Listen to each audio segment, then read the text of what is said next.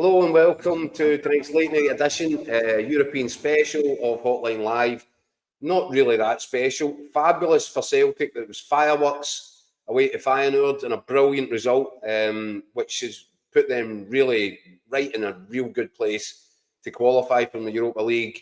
But if they had fireworks, it was damp squibs all round for Rangers at home to Braga and Aberdeen at home to, aside from Armina, FC Noah. It's a kind of flat end to what was a really good night earlier on, Tom. Yeah, it was. I mean, just starting obviously with Celtic, I thought, it was Celtic's best performance in Europe since the Bayern Munich game. I thought they were outstanding. I really did. I didn't fancy them at all. I don't think even the most ardent Celtic fan would have fancied Celtic to go to Feyenoord and beat them. They're sitting obviously second in the Dutch league. You've seen PSV last night, taking apart Liverpool. So it's a decent league. It's a strong league. And Celtic from start to finish were excellent. Solid defensively. Looked really dangerous in the counter. Hatate was right back to his best. Thought the best game I've seen him for a while. Even Yang, who's a bit of a scapegoat with the Celtic fans, had a really good game. So all in all, I think Martin O'Neill can go out with his head held high after going over to Holland and repeating that victory. We'll come on to that, but he also got his tactics absolutely spot on, didn't he? And tactically, I think Celtic have had issues in Europe for a considerable period. That was like old school management today. He put them out in the right formation. He jammed a lot of spaces, didn't let them play through the midfield. And I think the most impressive thing about Celtic tonight was the sheer commitment levels. And that brings us to Scott McDermott, who's at Ibrox. Scott, were Rangers players even aware that they needed to win that game tonight? Because, when we're talking about a team with commitment levels and desire and hunger and all the qualities, all the basics that you need to win a game of football, where was that from Rangers tonight? Nah, you're probably right, Jack. I mean, I thought there was one or two guys. I thought Connor Barron was decent for them in the middle of the park. Connor Barron and Raskin. Raskin was decent as well. But it's a frustrating night for them because this game was there to go and win. They're 1-0 up. Red card for Braga reduces them to 10 men. It was there to go and see the game out, and instead, in injury time towards the end there, Rangers were actually hanging on for a point. There's only one team going to win it at the end, Scott. That's the thing. It's incredible. Exactly. So no, again, you're talking about lack of commitment, lack of desire. I just think a lack of quality, Keith. I mean, we've been saying it for so long now, but this squad is so devoid of quality that when they get into these games, it genuinely just feels like a level up. And it's really tough for them to compete, even with teams like Braga, who are no great shakes. No, let's be honest. So no, it's another tough night for them. They obviously they've got a point. They've got a point on the board, but it really ought to have been 3 given the circumstances. Scott, there's so much to go through, and we'll do that. Tam, obviously, you were watching the Rangers game as well. I look at Chermiti. Look, I don't want to slaughter the boy because he is what he is. It's a catastrophic judgment by Kevin Thelwell. He's nowhere near it. Also, you compare the two teams. If you wouldn't have seen Celtic, Scott, but Maida was back to chasing Everton down. He spooked Feyenoord's keeper into giving up the crucial Celtic goal that put Celtic in front. Terrific work for the third goal, but his effort levels, his commitment, his desire. And I look at Chermiti, and Chermiti looks like one of these guys that, I got there half a second too late. I tried my best there. It's a black and white comparison. It's quite incredible. But I'm not going to pin it all on him because I thought all over the park, again, Max Aarons shows no sign of what it was that they thought they were getting with him. I really only thought the two players that get real pass marks on that Rangers side tonight were Raskin and Barron. And then at the back, Giga. I mean, he's an absolute horror story. Giga was a bomb scare again. I mean, many times have we said that so far this season. And even Fernandes, he started to drag Fernandes down with him towards the end. Actually thought maybe for an hour Fernandes was relatively solid. He wasn't taking many chances. And then sloppiness again at the back. Fernandes has a loose header back to Jack Butland, which leads to the throw-in. And then Giga's just caught sleeping at the throw-in. Doesn't anticipate the cross. by the time he reacts, it's too late, and then he flicks it to Martinez at the back post. Well, I think you're maybe being a wee bit harsh on Aarons. I thought Aarons did okay, considering he's at left back, know his favoured position. Obviously, to me, he looks as if under Danny Rose he's got a wee bit of confidence back, and he's still got a long way to go. But you're right. I mean, it was slim pickings from Rangers. Gassama, again, is always going to be their kind of biggest threat. But didn't get much joy. And Danilo's playing on the other side, which is unfamiliar to him, though, playing off the left. I thought he did better than Chermiti. Well, I mean, me or you probably did better than Chermiti. To be honest, I mean, I was actually watching Chermiti the night, and I was probably thinking, I'm looking at him thinking, did they try and do like a Joe Linton with Newcastle? Did they look and try and find another position for him? Because playing up front as a striker, it's just not happening for him. As you say, I think they're going to have to try and find another club for him, Scott. No, another position. Well, exactly. No, he just wasn't at it again. I mean, Danny Rowe said at his press conference yesterday, Chermiti his best training session yesterday. But so I don't know what he was expecting in this game, but never looked like scoring. Had one chance at the back post, which he probably should have scored. But big Lager Bielka, I think, cleared it. But as you say, the most worrying thing is he doesn't look hungry to close down defences, and he doesn't look hungry to get into the box to take up positions. He's just lacklustre, isn't he? He's just a big lacklustre guy. You're right. And he's had so many opportunities now, Jack. I mean, it's not like he's not had a chance. No, he's getting an opportunity in big games to go and show what he can do. I mean, he actually started the game okay, and I thought, no, he might be onto something here, but just get gradually worse as the night wore on. And then listen, we're slaughtering him, but no, they put Majowski on and he wasn't much better. And hasn't been much better this season. It's a big problem for Danny Rowe. Got a good question coming in here from one of our guys. Can you please explain to me why take Barron off against 10 men? Best player in the park in my eyes. Then we look clueless. He maybe run himself into group, but for me, he still was. He was still getting about. I thought, I'm curious. I guess that he's trying to throw strikers on. It was an attacking substitution, but we said the same thing sitting here. Barron was arguably Rangers' best player, but I suppose they're going to try to get a winner. But the caller's right. By taking Barron off, it actually made Rangers more ragged and made them look more susceptible to losing one at the other end. Tam, your thoughts on that Rangers performance?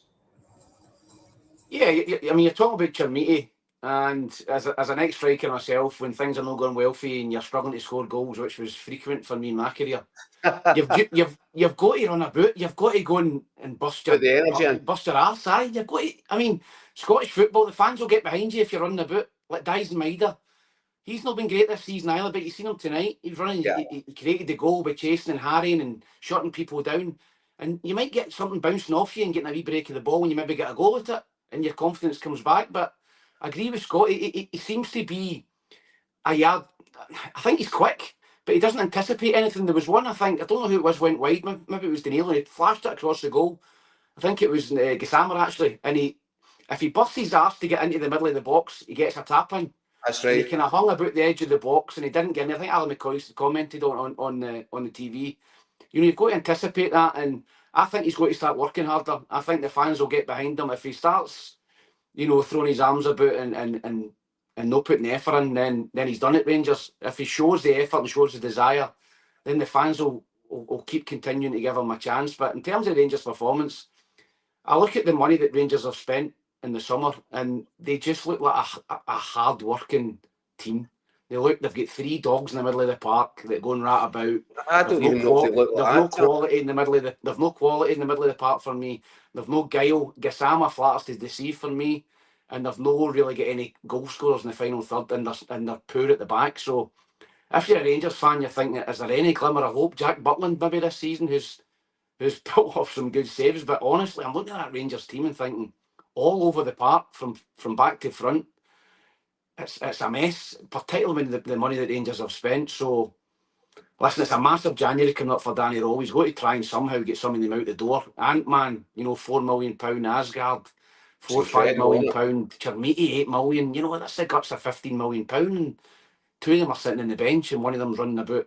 You know, looks as if he's lost in a Rangers shirt. So big January ahead for Danny Raw and Rangers.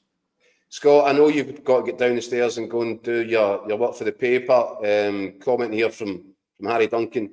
Watch Aaron's play. 9 out of 10 passes, I'm guessing, go back. That's what I've said from day one with him. That I've never seen a guy that gets into forward, decent positions and, you know, down the side as a fullback with such a tendency. Almost everything goes back the way. I find him a really frustrating guy to watch, and I didn't see anything from him tonight. I'm not like you, Scott. I didn't really see anything from him that made me think, that was a bit better. He's just, I think it's a bit of an empty jersey. I thought he was slightly better than I know what the guy's saying, and he has been very negative, and that's been part of the problem in terms of his start at Rangers. And I think he totally lost all confidence under Russell Martin. You think everything that happened. You think that night in Bruges. I remember speaking to Max Aarons, the mix zone in Bruges. He just looked like a broken man after that game. Listen, as I say, he's still got a long way to go. But I thought he was slightly better tonight in a position that's no really that natural to him. Thought he's a wee bit more positive. Defended okay. Listen, we're clutching at straws here, as Tam says. Watching this Rangers team at the moment, it's a struggle. Every game's a struggle for them because of a chronic lack of quality. Totally agree with Tam. You think of the money they've spent. We were watching the subs warming up down our side the second half, and it's Asgard, Majovski and Antman. You're talking about at least 10 million quid warming up, and 3 of them came on. Majovski did nothing. Asgard just looks disinterested for a guy that's got ambitions to go to the World Cup next summer. Looks disinterested. And I think Antman came on. The first thing he did was get the ball away in a dangerous area down at when Braga were attacking. So, no, it's so poor. But we know that. We've been speaking about it for long enough, and that's why, as Tam says, this January window is going to be absolutely massive for Danny Rowe. Not just in terms of who come in or how many come in, but the actual influence Danny Rowe's going to have on it. We know sporting director there. How much influence is Rowe going to have in terms of picking players that he wants, that he trusts, that he knows? I think he's going to have a big influence on it. I don't think there can be any other way for Rangers. Scotty, thanks for joining us, mate. I know you've got work to do, so much appreciated. And we'll see you soon on Hotline Live. No worries. Cheers, boys. Thanks, Scotty.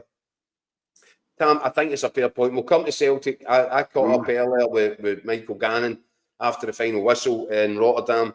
But just to finish off on Rangers, I think that's the really alarming thing, Tam. You're right about a lack of quality, but you know, you can even accept a lack of quality from a fan's perspective if you feel that the effort and the energy and the desires there, all these ingredients are missing. See, once it got to 1-1 tonight, at no point did it look like Rangers were going to get back on top of this and actually looked to me as if you had players out there that said, oh, well, 1-1, that'll do. That's just completely unacceptable when you're playing for a club like Rangers or Celtic. Yeah, I think that you could sense the confidence draining out the Rangers players as soon as Braga scored. That's 2 points dropped. I thought Braga were really poor. They were. I thought they were. They did not fancy it. The wind and the weather and the cold. They were all coming out long sleeves. I always look at that and go, Portuguese team all wearing long sleeves, gloves. They're not going to fancy it, and they didn't. They didn't fancy it. They get a wee break with Jigger. The ball coming in. That was the first time they were up the park really in the second half. Rangers kind of dominated the game without creating too many chances. But once it went to 1 each, you're right. I think a lot of Rangers players started looking to each other and going, right, what are we going to do now? We need to go and win the game again. And they've not got. I just don't think they've got that at the minute. So, yeah, I just think it's. You're right. There's a real lack of energy, of effort, and as I say, the 2 best players were Barron and Raskin. They got about the park, they got in people's faces, and that's their job in the middle of the park. They put a real good shift in, but you're needing more for your forward players. And you're needing more. You're needing more for your defence as well. You cannot concede a goal for a throw-in like that, a punt into the box, and you misjudge a header. It's criminal defending at any level. by the way, it's Fernandez that causes the problem with the ball back to Butland. That Butland then does really well. What I thought he did really well to keep it from going for a corner. TV replays later on would kind of suggest that the ball might have been over the line. It might have been a corner, but you can't. I mean, look, you couldn't excuse the fact that Rangers lost the goal for a throw-in for saying, well, it should have been a corner. It was just messy, and it's symptomatic of the way it's been at Rangers. And I just think they've got so many players there that are half-hearted at best. What about some of the key decisions? I mean, the penalty that Rangers get, these things are killing the game now. And it's certainly, I think it's worse in Europe than it is domestically. We're not great domestically, but the ball just needs to look at somebody's hand in the penalty box, and people are giving penalties. I think Rangers were lucky with that, but I also would say they were unlucky not to get a penalty for the foul in Gassama 5 minutes early. Yeah, I think probably the first one's more a penalty than the second one. Absolutely. But listen, we all know the handball rules driving everyone mental, all over Europe. Not just in Scotland. And you see decisions in Champions League games, Europa League games, you see them here. You've no idea if a ball hits somebody's hand. You've no idea if it's a penalty or not, because you're unsure of the actual ruling. So I think it's unfortunate for Braga. The boy doesn't know anything about it. But as I said, if it comes off his hand, it's Russian roulette. It's 50-50. You might get it, you might not. I think the first one was more a penalty. I thought that the sending off's crazy, Keith. I mean, he doesn't catch him, but he does put his head in there, and it's just stupid. It's stupid from the Braga player. Yeah. And the Diamande sending off's very soft. The second booking, very soft. I mean, I thought the referee was hopeless all night for both teams, to be honest with you. And I don't think that's a red card, the second one. He puts his arm across him, but there's no intent. There's no, he doesn't put it into him. He just kind of leans to get balance and protect himself and to try. The boys coming from the boys coming from the blind side as well. I thought so. That's poor. But all in all, I thought the referee was just about summed up the game. I thought the game as a whole was really poor, and I think both teams were quite happy with it, to be honest with you. Before we move on to the Celtic game, Tam, I think you're absolutely right, and I think that's probably one of the major concerns for Rangers. The fans feel as if they've disconnected now. They're there, but they're going through the motions, probably because they're watching a group of players that are doing nothing much more than go through the motions. And at this point in the season, it's still quite early, but it almost looks as if Rangers have given the whole thing up. I mean, Rangers are still in the title race. They're not that far behind. If they can put a run together, and they have done in recent weeks, they've not been playing great, but they've been eking out results. And they're not a million miles away. Hearts are starting to leak oil at the top of the league. So, but you're right. It's like, obviously, Stuart and Thelwell leave, and you think that the supporters would be really buzzing tonight. Yeah. You think I thought the start of the game, the fans would be really pumped up. They'd be up for it. It was only really the Union Bears behind the goal you could hear, and that little pocket. And you would think that because they'd left, there'd be real buzz about Ibrox, but there just wasn't. And you're right, it's just the team that they're watching. The Rangers supporters, it's very difficult to get behind this team. It's very difficult to get behind these players, to be honest. They're a right hard watch. I think we can agree on that, Tim. Right, listen, I'll tell you what we'll do. After, in between times there, I managed to catch up with Mick Gannon at the Coop Stadium in Rotterdam. Let's listen to Mick's opinions on Celtic's performance and, of course, a brilliant 3 points. Yeah, I mean, I'll just say to the guys that you're going through your kind of pre-match preparations and thinking of how it's going to go, what you're going to be writing. I don't think this was pretty much the plan. I don't think anyone's expected this one tonight. I think then you see a team sheet as well. I think the feeling before the game was almost the case of that is Martin O'Neill thinking about Sunday. Well, this game is almost like is he resting players or not? But it turns out it was a masterstroke. I mean, it ended up genuinely being one of the best European performances of the whole for years. I mean, there was a period where I think they did really well not to crumble. I mean, they had a really good start. I thought they started really well. Had a big chance, when Luke McCow's chance, which it turned out it probably wasn't offside. I think the flag went up to spare his blushes. But a big chance to go 1-0 up. Not long after that, they're 1-0 down. And at that point, you think, it's the same story. Same old movie. They'll lose goals in bunches, etc. But they held firm. Got a full in the game. and played pretty well. And then they get the 2 goals to turn in its head. And then for about 25 minutes, second half, I thought it was absolutely superb and controlling the game. They actually took the legs away from Feyenoord and took the heart out of them. So Feyenoord for a while looked as though they'd give up the ghost. They had a wee spell when they came on strong. They had to. A 10-minute spell, and then Celtic had to hang on. I thought, and by the way, I thought they did pretty well. I mean, it was a tough little spell, but they dug in, and then they came back again, and they get the 3rd goal, and it just kills the game off. And it was a really impressive performance, I think. Some tough moments, but it was a really victory. And listen, it gets them back in the hunt now for this Europa League. Having looked at them dead and buried, having looked dead and buried a couple of weeks ago, I think now they've got a real chance of getting to the knockouts. I mean, 3 points might do it now. Yeah. But listen, what a job Martin Neal's done. I mean, I was going to say that before you go on, right? You've been all over the place with Celtic over the last wee while, and it's the same formations and it's the same old failings.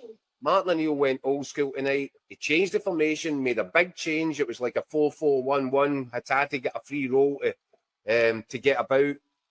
And I thought it gave them extra bodies in midfield. It gave them a better balance.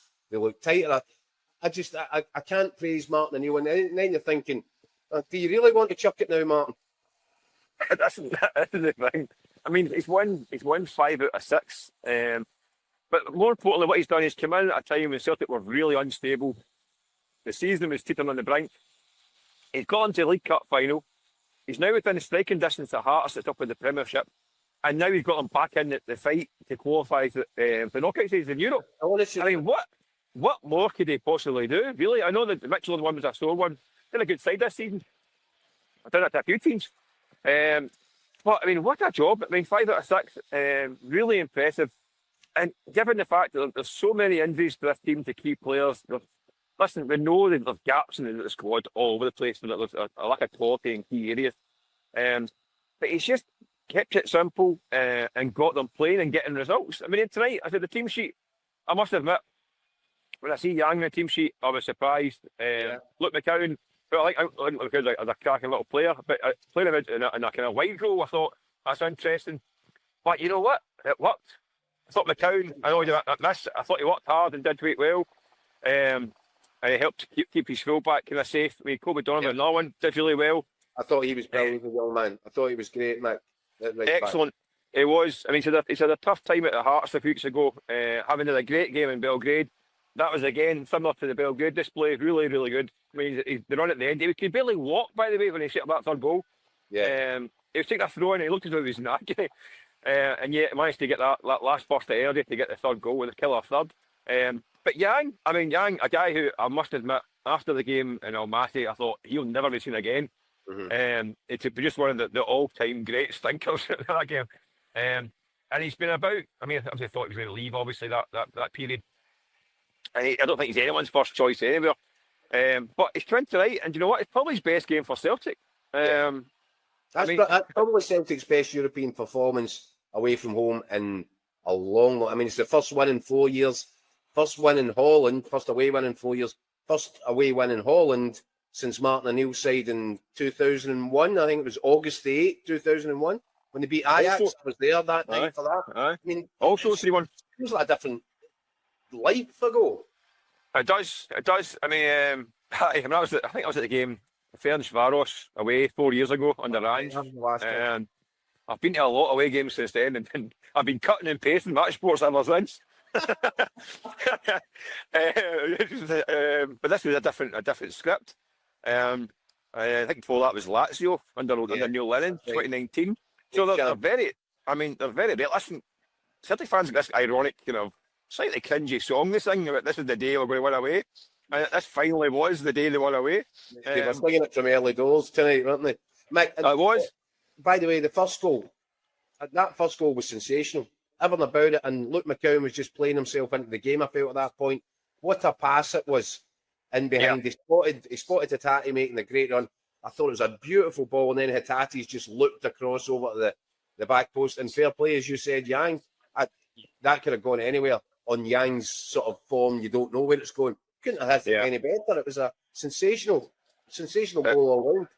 It was a great move, wasn't it? Just completely ripped Feyenoord to bits. I think Hatate in there is key. I mean, it's a great little ball from McCowan, but Hatate, that's what Celtic need. Hatate driving it in the box, getting that extra body in there, making things happen. To be honest with you, this season, it's not me saying enough this season. I think he's not been at his best. He's looked like a guy who is a season too long at the club. That's what it looked like, I think, at times this year. Whereas tonight, he was back to his... I think he enjoyed the role that Martin O'Neill gave him tonight, Mick. He's deployed in an area of the pitch where he can make a difference. Do you know, it's weird, right? I mean, Real Tati's not a guy that most people can get close to. That's not a kind of character. But he seems to have a good relationship with Martin O'Neill. I don't know, it's one of these kind of weird kind of relationships. I mean, I don't think the communication is great between the two of them, but they seem to go on really well. And he's got a tune at him tonight. I mean, Hatate plays for Celtic. The team is better. Simple as that. And that's the task for the new manager, is getting him up to kind of a 7, 8, 9 out of 10 every week. Not the kind of occasional 9s and then 4s and 5s for 3 or 4 weeks. He's got to do it on a weekly basis, because he's got all the talent in the world, the guy. I have to say as well, Maeda looks changed. He looks like back to his... I mean, he covered every blade of grass tonight, but it's his shutting down that gets the second goal that really turns the whole night on its head. And then, by the way, I don't know if you've been able to see it again, if you've got screens there, but his layoff, his setup for Nygren's third goal is absolutely out of this world. Out of this world. Yeah. To get in across the keeper and to know what he's going to do and just lay it back into Nygren's feet. I thought it was superb play.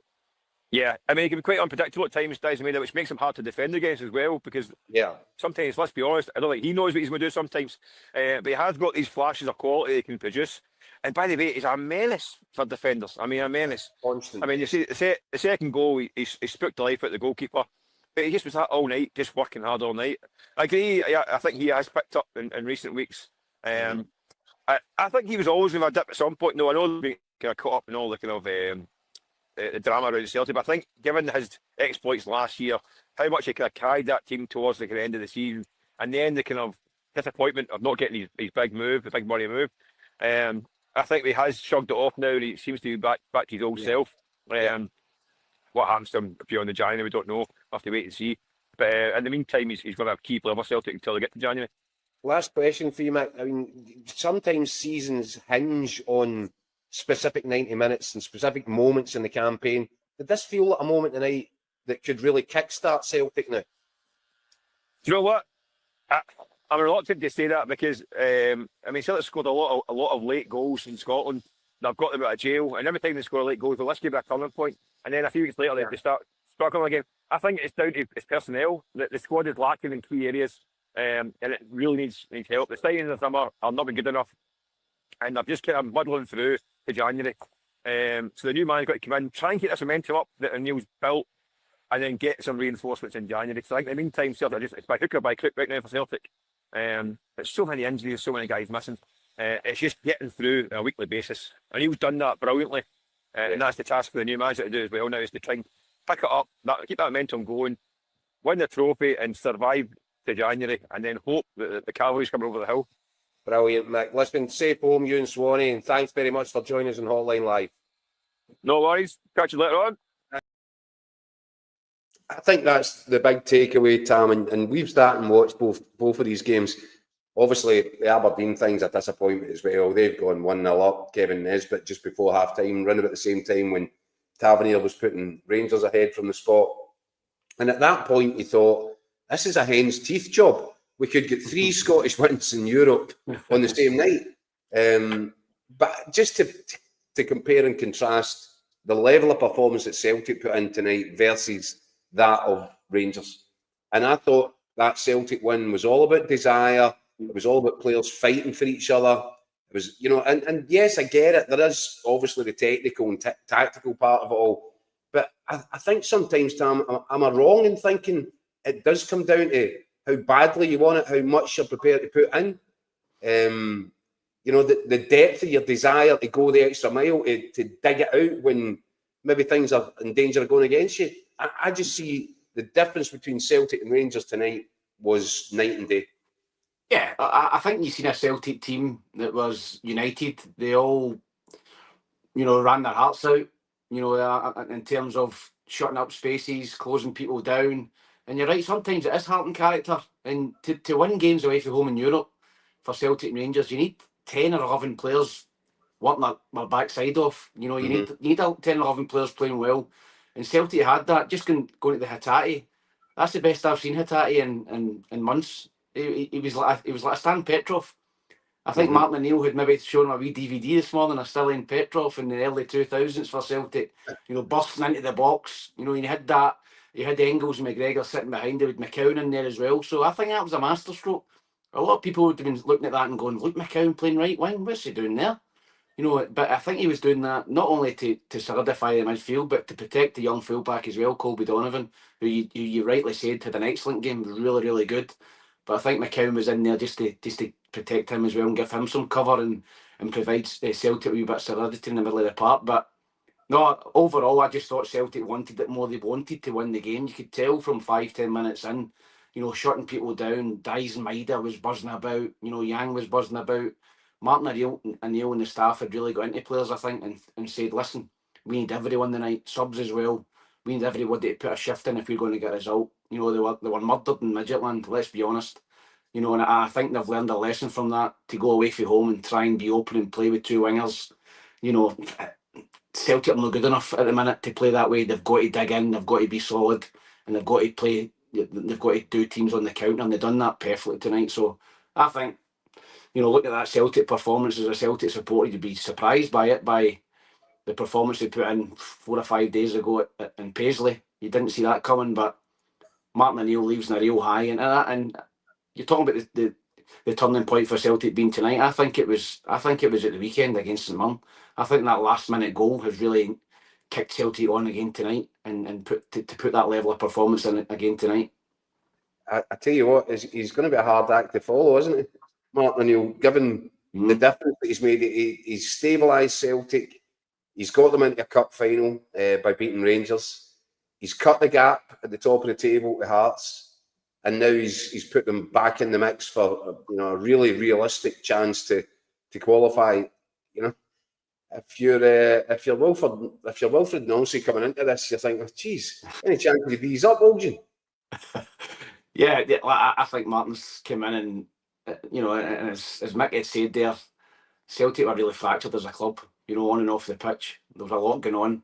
You know, they needed somebody like Martin O'Neill to come in. You know, the statement about Brendan Rodgers, Celtic were playing poorly, Hearts were miles ahead in the league in the title race, and Martin O'Neill's just came in and quietly got about his business. He's quietly went about, closing the gap to Hearts, as you say, getting to a cup final, and then producing one of the best Celtic performances in Europe away from home in a long time. So, yeah, you're right. Wilfred Nancy's coming in and he's got a hard act to follow. You know, Martin O'Neill, will he just sail into the sunset now? Will there be a role for him at Celtic? That remains to be seen, to be honest with you. But listen, he's definitely cemented his legendary status in the eyes of the Celtic fans by coming in at a real tough time for Celtic and keeping the club, in all the competitions, really. Funnily enough, there's Mark, a regular. Keith, do you think Martin O'Neill would be tempted by director of football at Celtic? Yes, I do, Mark. And maybe even something bigger and better than that. I can't see Martin O'Neill just riding off into the sunset, as you said, Tam. I think there's something in this for him. I think he's rediscovered his passion for it, if it ever went away. But I think he's where he wants to be. I think there should be a role, and very possibly will be a role for Martin O'Neill, whether it's director of football or something, as I said, bigger and better. It wouldn't surprise me. I've heard rumours about potentially taking over as chairman at some point. I think there's something in it for him. I mean, I think it'd actually be a bit of a waste for Celtic to let him just walk away now. Yeah, listen, I think that Martin O'Neill's a shrewd cookie. You know, he's obviously a very experienced man, very experienced manager, and he's got a lot to offer. Not just on the park, as he's shown still for Celtic. You know, at the age of 73, 74 years old, he's still got that passion. You can see it. He still knows the game. He still knows how to get results at a club like Celtic. And you're right, it would be a bit of a waste, I think, just to let him go out the door. And, Wilfred Nancy's coming in with staff that don't really know Scottish football. So just to have him as a sounding board upstairs, and just to go and chat to him about Scottish football when times are tough, and that could possibly be role for Martin O'Neill. Maybe fancy another job as a manager. You know, he's been doing the punditry and the media stuff, and he's probably been enjoying that. But he's got that sparkle back in his eye. You can see that he's got that passion back for football, even at his age. I'm not So sure he might ever fancy, lost even it, if it's not at Celtic, he might fancy, you know, maybe going and managing somewhere else. So just to bring us back down to earth with a bit of a bang, Aberdeen was the one game that I looked at tonight. Celtic was a real surprise. I did say it would be 3-1. I just got the teams the wrong way round. I actually predicted a 1-1 at Ibrox, and I thought Aberdeen of the three games at home against a team from Armenia, Conference League, on the back of the result against Hearts at the weekend. I'm thinking all day long that's got to be a home win. That's got to be 3 points in the coefficient bank. And once again, it doesn't happen, Tim. Yeah, I think that's a bit of a disappointing result for Aberdeen. You know, they're sitting fifth in the Armenian league. You know, and you know you've got to be beating them at home in Europe if you're a club of Aberdeen's size and the money that they've spent. You know, they've been on a decent run, obviously domestically. They've picked up under Jimmy Tillene, but their results in Europe have been bitterly disappointing. You know, they've been involved in games where you think they should be going and winning, particularly that one tonight. And to go 1-0 up at home at Pittodrie and be pegged back is really disappointing. So, again, like Rangers, you know, Europe's now a bit of a write-off for Aberdeen. You know, Celtic have still obviously got a sniff of qualifying. Rangers and Aberdeen are effectively out. So it's been really disappointing for those two clubs and really disappointing for Aberdeen and their fans not to be winning that game at home. And it's a hammer blow for the coefficient, isn't it? I mean, you cut Rangers some slack with the coefficient because they've done more than most over the seasons to keep us in the mix there. But Tam, I'm imagining, did you ever qualify for Europe, have the big party for qualifying for Europe with a team and then end up getting papped out before the summer holidays were even over? Because that seems to be what the rest of our clubs contribute. Aberdeen had guaranteed group stage. That could have been Europa League. It became Conference League, and it's been pretty humiliating. It's been it's not been a great look. No, it was obviously a different format when I was playing. It wasn't the group stage like it is now. You know, you didn't really qualify. No, but there's always that big party about qualifying for Europe. You just went from round to round. Probably the biggest one for me was at Derry City, and we played Skonta Riga, who were the Latvian champions, and Derry City were in a bit of financial problems at that time, and we were promised if we won that tie and got into the next round that we would all get paid our wages, and that was the only goal I ever scored in Europe. I must have been trying extra hard.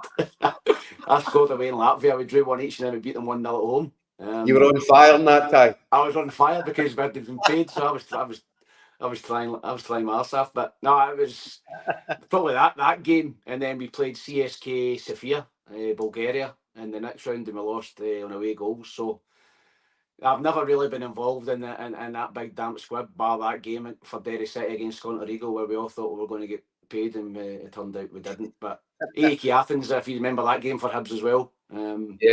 We lost 2-0 in Greece, and then we were 2-0 up at home, and Paco Luna missed an absolute sitter for a hat-trick in the last minute to put us through 3-0, and we lost in away goals in extra time. So aye, it's been a mixed bag for me in Europe, but I think when you get to the group stages like an Aberdeen do, and you look at the draw that they had, you're looking at Noah at home, Armenian team. They're not even top of the Armenian league. They're fifth, and you're thinking surely you can go and beat them. And it's a really poor result, I think, for Aberdeen.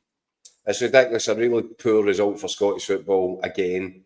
It's been a bit of a difficult campaign, but at least I think that result for Celtic tonight really gives them a chance. 3 more points, and I think the next game's at home gives them a real. That would take you to 10. 10 is there or thereabouts for qualification. I think they've got Roma. I think they've got Roma at home. Keith, they've got Bologna away, and then Utrecht at home. So I think probably Utrecht at home is the one you're looking at. Yeah, it's no easy, but another 3 points from these games, I think, does it, Tam? So yeah. Anyway, listen, it's late, and I can't thank you enough for staying up with join us, Tam, get us out of the hole. Hopefully, Dan comes back to his work at some point soon and takes the pressure off. Dan, if you're watching, get back to work. And everybody for sending in messages and all that. Can't thank you enough. Thank you for joining us so late on. What night are we, Tam? This is Thursday. We'll be Thursday. back on Sunday at 6 p.m. and we'll see you all then.